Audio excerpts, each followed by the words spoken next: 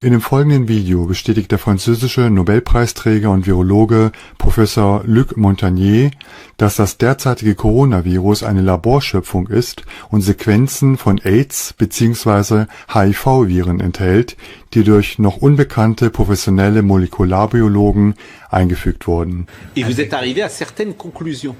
Alors, nous sommes arrivés à la conclusion qu'effectivement, il y avait eu une manipulation au sujet de ce virus. C'est-à-dire? Eh bien, qu'une partie, je ne dis pas le total, n'est-ce pas, mais il y a un modèle qui est évidemment le virus classique, et là c'était un modèle surtout venant de la chauve-souris, mais à ce modèle on a par-dessus ajouté des séquences notamment du VIH, le virus du sida. Mais quand vous dites on a ajouté, qui a ajouté? Ah, moi je ne sais pas. Et c'est pas naturel, c'est ce que vous voulez dire? Non, ce n'est pas naturel, c'était un travail de professionnel, un travail de biologiste moléculaire. C'est un travail très minutieux, on peut dire d'horloger, on peut dire au niveau des séquences. Mais dans quel but? Dans quel but, ça n'est pas clair. Moi j'expose, si vous voulez, mon travail c'est d'exposer les faits, c'est tout. Je n'accuse personne, je ne sais pas qui a fait ça et pourquoi. La possibilité, c'est peut-être que ils ont voulu faire, on ne sait pas, on a voulu faire un vaccin contre le sida.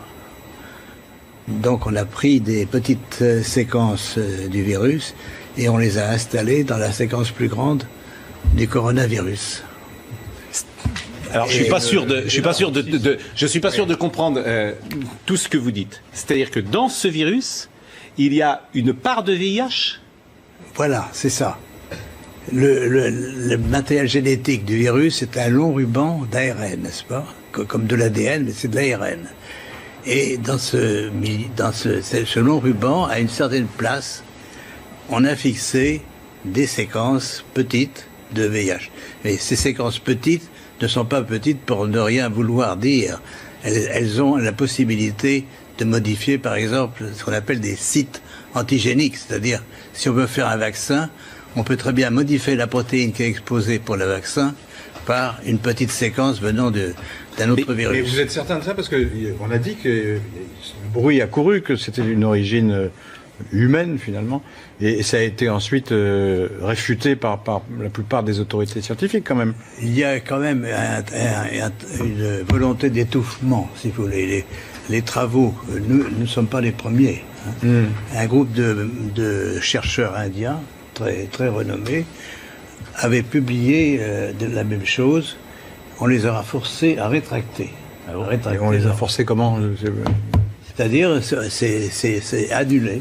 Il y a, si vous regardez leur publication, vous avez une grande bande annulée parce que... Mais ce que vous dites là, la plupart des scientifiques disent le contraire quand même. De moins en moins. De moins en moins. Si vous voulez, ceci est arrivé c'est au début de cette année et on voit de plus en plus de travaux qui suggèrent. Mais moi, je suis, on peut dire, hors d'âge. Je suis prix Nobel et je peux travailler librement. J'ai donc aucune pression sur moi qui peut agir. Im April flüchtete die Postdoktorandin Yan Li-Meng von der Universität Hongkong in die USA und wurde zum Whistleblower. Dr. Yan ist Virologin und Immunologin und veröffentlichte 2 Studien über das KPC-Virus aus Wuhan, eine im März im The Lancet Infectious Diseases Journal und eine weitere im Mai in der von Fachkollegen begutachteten Forschungszeitschrift Nature. Anfang Juli wurde sie vom US-TV-Network Fox interviewt. Sie behauptete, ihre Vorgesetzten an der Universität hätten Informationen über die Übertragung des Virus durch Menschen verschwiegen. Ihre Vorgesetzten sind auch Berater der WHO und das Labor ist an die WHO angeschlossen. Yan glaubte, dass Wissenschaftler die Verantwortung hätten, die Welt zu warnen. Im Interview mit dem American Thought Leaders Programm der Epoch Times USA berichtete Yan kürzlich über die frühen Phasen der Vertuschung. Ihr Labor an der Universität Hongkong hat seit der SARS-Pandemie 2003 Coronaviren untersucht. Es ist eine Spitzeneinrichtung der Coronavirenforschung. Yan ist in China aufgewachsen und machte auch an chinesischen Universitäten ihren Abschluss. Im Dezember 2019 wurde sie von ihrem Vorgesetzten, Professor Leo Poon, mit einer vertraulichen Aufgabe betraut. Sie wurde angewiesen, ihre Verbindungen in China zu nutzen, um die dortige Virussituation zu untersuchen. Als WHO-Referenzlabor müssen sie der WHO und der Welt berichten, was sie über die Situation der globalen Gesundheitsüberwachung wissen. Deshalb hat mich Professor Leo Poon anfangs gebeten, die geheime Untersuchung durchzuführen. Ein Vertreter der WHO nahm das Labor wegen meines Netzwerkes in China als Referenz, da die chinesische Regierung nicht genügend Informationen zur Verfügung stellte. Durch einen befreundeten Wissenschaftler, der für die chinesische CDC arbeitet, erfuhr Yan am 31. Dezember, dass es unter Familienmitgliedern Cluster von Infektionen gab. Sie sagte, das sei ein klares Zeichen für eine Übertragung von Mensch zu Mensch. Es fällt Ihnen nicht schwer, ein Urteil darüber zu fällen. Das sind also die ganz grundlegenden Fakten, die Sie im Gespräch mit dem Patienten erfahren können. Und als Experten des öffentlichen Gesundheitswesens ist es für Sie sehr einfach, auf diesen Fakten aufzubauen. Das ist eine Übertragung von Mensch zu Mensch oder das ist keine Übertragung von Mensch zu Mensch. Aber als Dr. Yan die Informationen an ihren Vorgesetzten, Professor Leo Poon, weitergab, nickte dieser nur und sagte ihr, sie solle weiterarbeiten. Am selben Tag wurde Poon von den Medien in Hongkong zitiert. Er sagte lediglich, dass es keine Beweise für eine Verbindung zwischen dem Wuhan-Virus und SARS gebe. Offenbar wollte Professor Poon damit indirekt sagen, dass das neue Virus nicht so wie das SARS-Virus von Mensch zu Mensch übertragbar ist. Lokale Medien berichteten, dass am 31. Dezember ein weiterer Mikrobiologie-Professor der Universität Hongkong, Yuan Kwok-yung, die Gesundheitsbehörden der Stadt ebenfalls über das pandemieauslösende Potenzial des Virus informierte. Yan sagte auch, dass Professor Malik Peiris, ein weiterer WHO-Berater und Co-Direktor des Labors, von dem Ausbruch wusste, aber nichts gesagt habe. Am 9. Januar veröffentlichte die Weltgesundheitsorganisation ein Statement, in dem sie erklärte, es gebe keinen Beweis dafür, dass das Virus leicht zwischen Menschen übertragen werden könne. Das Verhalten der WHO während dieser Covid-19-Pandemie beinhaltet Lügen und die Zusammenarbeit mit der KPC-Regierung. Und sie gab später auch irreführende Informationen weiter, als sei dies keine Pandemie, als hätte es keinen Sinn, China zu isolieren, also keinen Sinn, ein Reiseverbot auszurufen. Und auch kein Grund, Masken zu tragen und kein Grund, Hydroxychloroquin und all diese Dinge zu nehmen. Dr. Yan sagte, sie habe den chinesischsprachigen Medien im Ausland heimlich Informationen darüber angeboten, was in chinesischen Krankenhäusern vor sich gehe und wie das Regime Informationen zensiert habe. Aber westliche Medien und Regierungen schenkten diesen Informationen keine große Aufmerksamkeit. Mir wurde klar, dass die englischsprachigen Länder und die chinesischsprachigen Länder völlig voneinander isoliert sind. Unsere Botschaft wurde unseren Zuhörern auf Chinesisch effizient vermittelt, aber in Übersee, sobald die Menschen mit dieser Pandemie konfrontiert sind, werden sie von der WHO und der chinesischen Regierung irregeführt.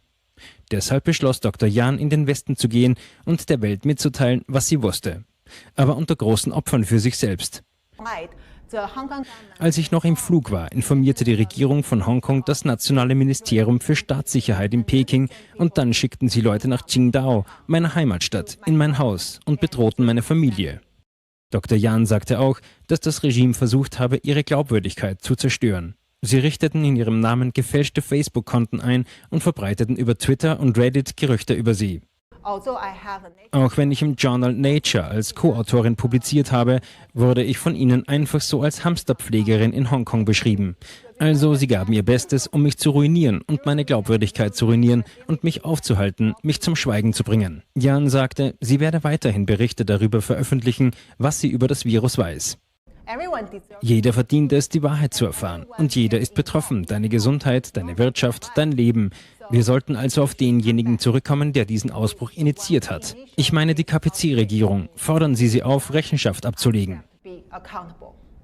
Die Universität Hongkong bestätigte Yans Identität als Gastforscherin, wies ihre Anschuldigungen jedoch als Hörensagen zurück.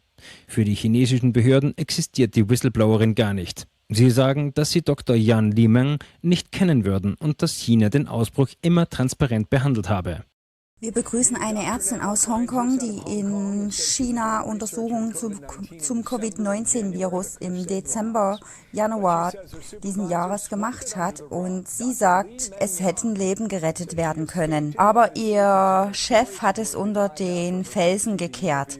Dr. Li Yengming. Sie ist in die Vereinigten Staaten von Amerika geflüchtet und erzählt uns jetzt live ihre Story. Willkommen, Doktor. Danke, vielen Dank. Sie sagten, Sie sind Ende April in den Vereinigten Staaten angekommen. Sie verstecken sich hier und behaupten jetzt, dass die chinesische Regierung lügt. Worüber lügen Sie? Ja, exakt. Ja, Sie lügen und ich muss mich deshalb verstecken, weil ich weiß, wie Sie Whistleblower behandeln. Es gab schon einige Whistleblower, die Covid-19 enthüllen wollten und die Entstehung von Covid-19 enthüllen wollten. Deshalb musste ich mich in Sicherheit bringen. Okay, Frau Doktor, worüber lügen die Chinesen? Was können Sie uns erzählen? Okay, was ich bereits schon bei Vox gesagt habe, unsere Regierung wusste schon Ende Dezember darüber Bescheid. Es waren bereits über 40 Leute infiziert und nicht, wie Sie sagten, nur 27.